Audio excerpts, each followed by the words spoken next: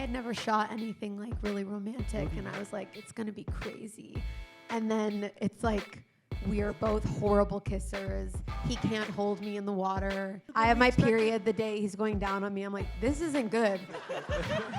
But that's the magic of movie making.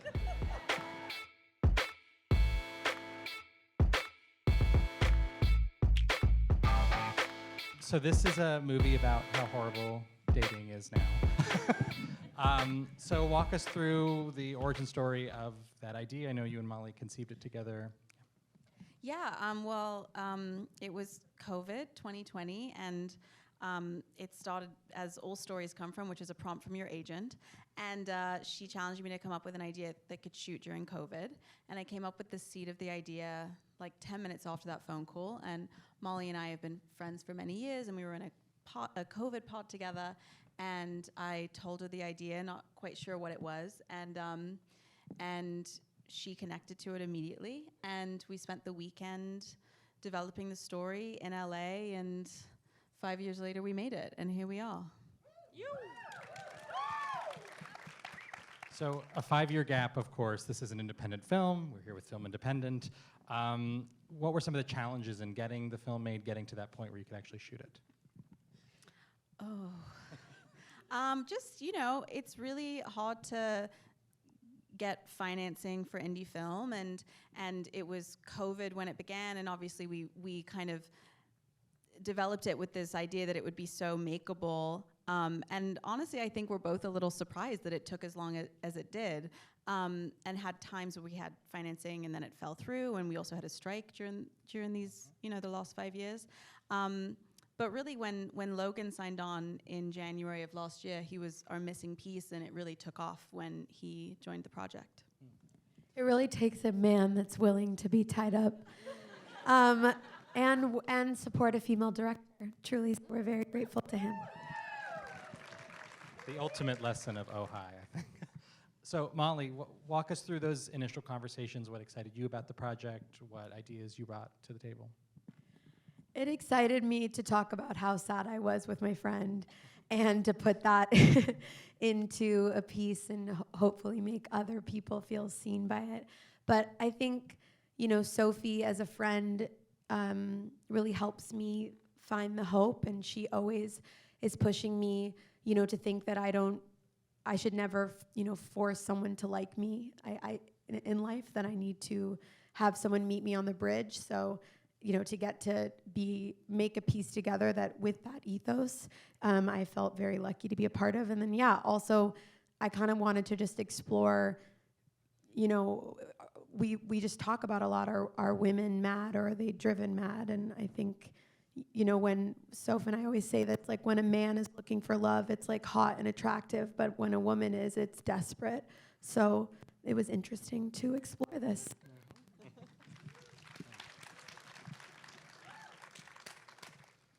So, Logan, for most of this movie, you are tied up in a bed. Yes. But Isaac is a really interesting character. I'm curious how he struck you on the page. And I'm much more of an Iris as a person. I've dated people in the past that were like Isaac. And I always wondered, why are you the way you are? And then the script came around. I was like, this is brilliant, and this movie has something to say and add to the genre. And I really wanted to do it and try to understand why Isaac was running from something that seemingly was so great. And exploring that throughout this process was a really great experience for me. It was kind of cathartic. It was wonderful. Oh, that was good. And Geraldine, you came in through Molly in what I understand to be a pretty natural way. Absolutely. She gave birth to me. That is exactly what I meant. I came through her, literally. To work with my mother was kind of really Nepo. Oops, I'm Nepo. No, literally, Molly was just like, hey, do you want to play my girlie in a movie? And John Reynolds is obsessed with you. And I was like, hell yeah. So it was a no-brainer. I was like, yes. From the start, I feel like it's been in the works for years. And then it was like, we're doing it, let's go. And then we went upstate and we were in a barn together and Molly was making us matchas every day. Yeah, I know. Actress, producer, matcha maker. She can do it all. And a mother as well.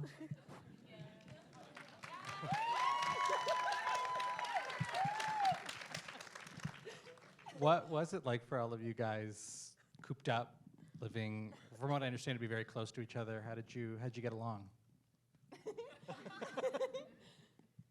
We really lucked out with this group.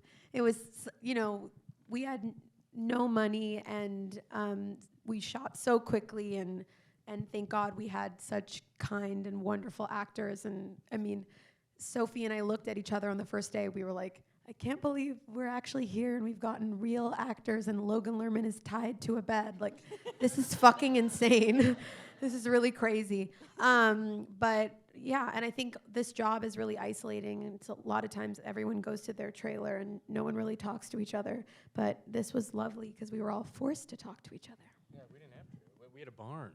We just hung out together all the time. It was really great.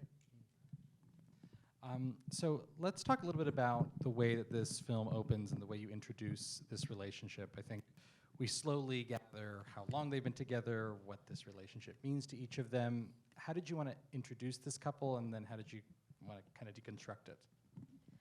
Well, I think the movie really opens with Iris's perspective, and I think the reason she becomes a little crazy is because she really believes that they're gonna end this weekend madly in love and in a serious relationship.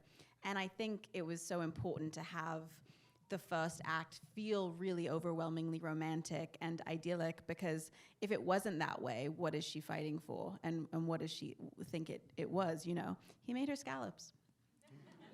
He made her scallops. And when a man makes you scallops, that legally means they're your boyfriend. So I would be sold. How was it swimming in that lake? Oh, it was so cold. It was so funny because we shot this in the summertime, and every day was so hot. And the one day where it was freezing cold was the one day we had to go swimming in the pond. And it was so funny because we're trying to have that connection. This is before the film takes the left turn. And we're like, our lips are blue. I'm like trying not to chatter, I'm shivering. it was also day one of shooting. Yeah, I think I had never shot anything like really romantic, and I was like, it's gonna be crazy. And then it's like, we're both horrible kissers. He can't hold me in the water. Oh yeah, it was much deeper. I have my period the day he's going down on me. I'm like, this isn't good. But that's the magic of movie making. So good. Applause for that, yeah. I am curious, on a more serious note, though, how you did approach the sex scenes. I think there's a refreshing frankness to them, and there's a real intimacy between them that you don't often see in films about couples, especially newer couples like this. So how did you approach that? Well, we had an intimacy coordinator for when we actually shot the scenes, which was really essential, I think, for all of us. And we also rehearsed the scenes with the intimacy coordinator and made sure we were kind of all on the same page and felt really safe and comfortable with the direction. They also did a lot of improv that was really fun and playful, and some of it was absolutely not usable. It was crazy. But, I think the intention was to have the sex scene, they're early in their relationship in the movie, and there's a play when you're at the beginning of something where you're down to try things maybe and still kind of feel self-conscious with the light on and all of these things, and women pee after sex so they don't get UTIs. There were certain things that we had talked about wanting to show a female perspective in that way.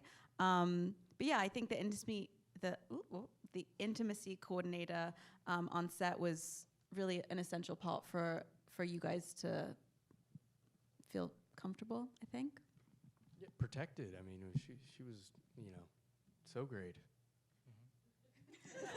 Shelby. No, I loved her. Her name is Shelby, and she was also amazing. choreographed the dance Yeah. that Molly did. She's also a dancer. But the sex scenes were really actually fun to shoot. I don't know why. They're really fun. But because we felt so like safe and yeah, and I think getting to show that yeah, like sex is awkward and you're trying to figure out how to put your bodies together.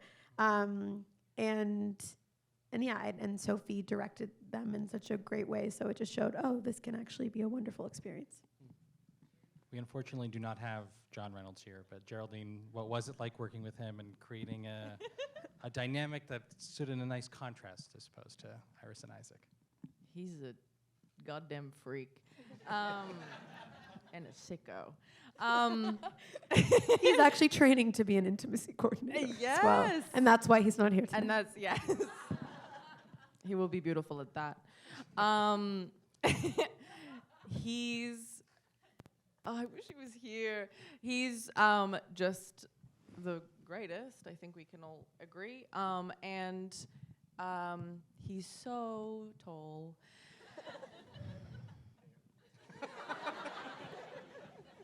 Indeed, he is. I'd like to ask each of you about the scene where we see this relationship take a pretty sharp turn. To begin with, Sophie, what did that scene look like in your mind on the page and then in the filming of it in terms of its tone, when that flip happened? Like, how did that evolve? Well, that was always, you know, the end of the first act, kind of getting us into the meat of the story. That was actually, you know, something that I feel like there was a lot of refining in the script phase and wanting to really be precise about certain specific lines and making sure that they hit in a precise way. But we also did some really nice improv in that scene, and I think it was, you know, when Molly's standing up and kind of pacing back and forth, and Isaac is trapped in the bed. Logan is not moving. Having this kind of, it felt really alive when we were filming it, like this real, oh, these two people are not connecting in this and communicating. And to me, if that scene doesn't work, the whole movie doesn't work. It really kind of sets up the road we're on. So I was nervous to shoot that one, to be honest. Yeah. And they did such amazing work with it. So thanks, guys. Thank you. It is a really precise tone that I think you have to hit. So for the two of you, what was that process like of hitting those specific marks while also being playful and getting that balance? Well, yeah, we rehearsed it a lot and found, I guess, yeah, it's interesting. I mean, it's great, the process, you know, making a movie and rehearsing and finding these scenes. It was kind of, I remember it being a little different than what it ended up being and you know, what it ended up being at the end of the day. It ended up being kind of, yeah, this messier fight. And we kind of found that through rehearsals and time. And yeah, it was really great finding that, but that only happened because of like the dedication to the movie as a whole and to the process. You know, Molly's willingness as well to rehearse constantly and to dive deeper and try to find new things in it. I think that's how we ended up where we ended up. I think at first it would be interesting to film like our initial take of it, like before. I mean, not filming wise, but in first time we ever read it like privately versus like what it ended up being too, and that journey getting there is fascinating. But I don't know. At the end of the day, you're just trying to find the truth in it, and it's really what it was. That's where we ended up. Whatever was in there. So Molly, I recently learned that you improvised the entire scene where you are where Iris is sharing her life story to Isaac, and he is forced to listen to it. So, and this in the script, correct? Yeah, it said, you know, Iris tells her life story, Molly improvises. So, how did you run with that? Oh, I don't know. some of my friends are here tonight, and I just am a crazy person. So I'm just like I just say really weird stuff. And Sophie's my friend and gave me space to do that. So I don't know. It was really fun, and there have been so many times in my life when, like even in high school when someone broke up with me, and I was like, well, if they knew everything about me, they would want to be with me. They knew every single thing that ever happened to me. They just don't know this and don't know this. So it was just fun to think of all those things and then put in little things that my friends had said too. But yeah, getting to improvise with these people was so much fun. Did you have a good feel for how much you wanted improv throughout the movie? Did it change as the shoot went on? I like improvising in general. I did a lot of improv on my first film, and it was always going to be a part of this movie. And obviously Molly and I developed this together, and she's so incredible at improvising. So writing the role for her, I knew it would be an asset to have that. I think that it was a balance of when you have such a short schedule, you have to always kind of find this balance between like how crazy can we go and how much fun can we have versus like we do have to get these certain beats. So it was certainly, there were moments where like I was like, I love what you're doing, but we do have to move on. We do have to go to the next scene. But yeah, I mean, but it was so fun watching them. And when John and Geraldine arrived, the pesto pasta scene where the four of them are in the room eating pesto pasta, and I was like cracking up behind the monitor with some of the things that came out of their mouths. Geraldine, I'm also wondering how, given that the, say, witch spell sequence went, how much of that was improvised? How did that play for you?